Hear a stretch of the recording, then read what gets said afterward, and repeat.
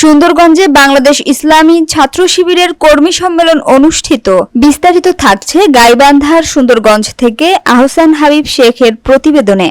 বাংলাদেশ ইসলামী ছাত্র শিবির সুন্দরগঞ্জ উপজেলা শাখার উদ্যোগে জাঁকজমকপূর্ণ কর্মী সম্মেলন অনুষ্ঠিত হয়েছে। সম্মেলনে বিভিন্ন পর্যায়ের দায়িত্বশীল সদস্য ও কর্মীরা অংশগ্রহণ করেন। অনুষ্ঠানে প্রধান অতিথি হিসেবে উপস্থিত ছিলেন গাইবান্ধা 1 আসনের এমপি পদপ্রার্থী মাজেদুর রহমান। বিশেষ অতিথি ছিলেন ছাত্র শিবির গাইবান্ধা জেলা সভাপতি রুম্মান ফেরদৌস, জেলা সেক্রেটারি ইউসুফ আল কারজাভি, জেলা অর্থ সম্পাদক মিজানুর রহমান মিজান এবং জেলা অফিস সম্পাদক ফাহিম মণ্ডল। সম্মেলনে সভাপতিত্ব করেন উপজেলা শাখার সভাপতি সোহানুর রহমান। অনুষ্ঠানে আরও উপস্থিত ছিলেন পৌর শাখার সভাপতি শাহ সুলতান শাহিন সহ স্থানীয় নেতৃবৃন্দ।